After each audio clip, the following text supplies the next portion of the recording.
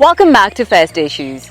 We're continuing our series on animal breeding, where previously animal breeder at the Agricultural Research Center in Mahalape, Orwell Marobela, conversed with us about the need to educate Botswana about the business of goat keeping as a way to popularize the trade.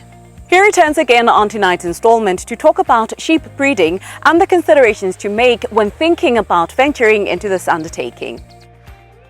Firstly, you have to think about the market. That's the most critical thing. Where am I going to sell my sheep, and who's going to buy them? The market is broad. You might have people who are interested in buying breeding animals. You might be interested in people who want to show animals.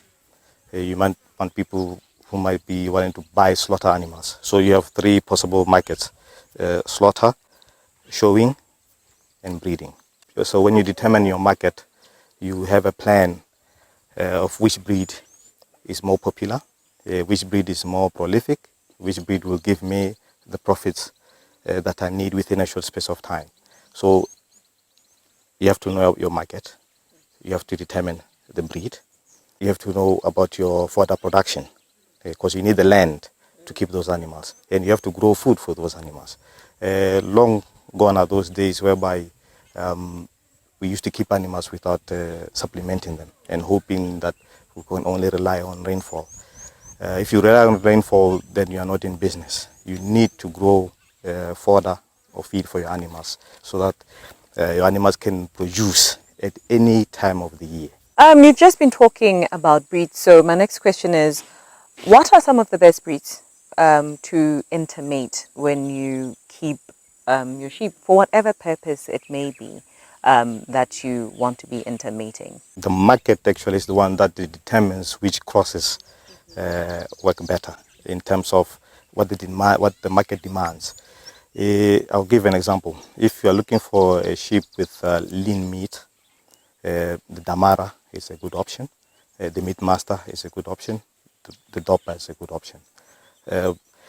Now, if you want to cross, if you want to go into crossbreeding, you can cross our local Tswana sheep, which is a fat-tailed sheep, with any of these above breeds. You can cross it with a Dopa, you can cross it with a Damara, you can cross it with a Meat Master.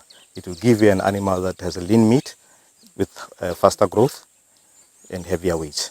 Then you can send it to the market. What could be the benefits of having pure breeds or intermated breeds, or vice versa? The advantages of having a pure breed is that you harness the homozygosity of that animal. I mean, the pureness of that animal.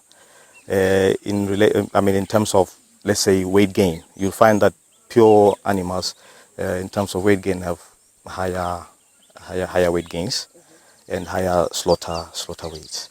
Now, when you cross, let's say, for example, you cross a Dopa with a Tswana sheep, the offspring is going to get half of his genes from the Dopa and half of his genes from the Tswana. Yeah. And in terms of weight, it's going to be higher than the Tswana, but it will be slightly lower than the Dopa, the pure breed.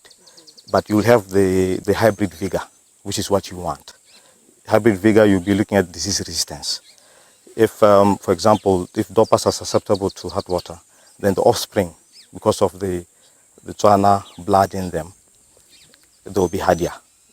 They'll be able to withstand the harsh climate in which you'll be keeping those animals. Why are we seeing such a substantial shortage of mutton or sheep meat in the country? It's a difficult answer, but if I was to pin my head on it, I would say it's because the population of sheep is very small in Botswana. We have about 300,000 sheep in the whole country.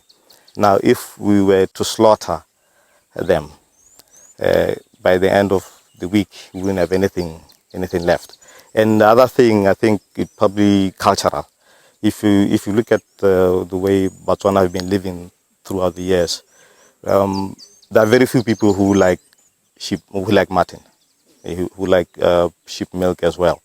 And I've never heard of anybody who using sheep milk for tea or to make madil or anything like that.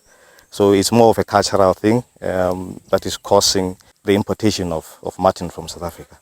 Yeah. But if people could change the mindsets, because sheep do equally as well as goats here in Botswana, if we could encourage people to go into sheep production, I'm sure the population will just boom, just like goats. Because currently we have about 1.6 million goats. The population went down from 2.5, so it's currently around 1.6. But I think for population to go down is mainly management issues. Like I said earlier, if you don't feed your animals, you won't get the best out of them.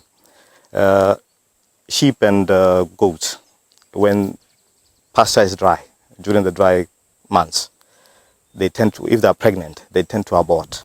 But if you feed your animals during the second trimester, the last part of the pregnancy, your sheep or goats will give birth to healthy lambs and kids. Then you have replacement animals, or you can increase your breeding stock with those animals that are born afterwards.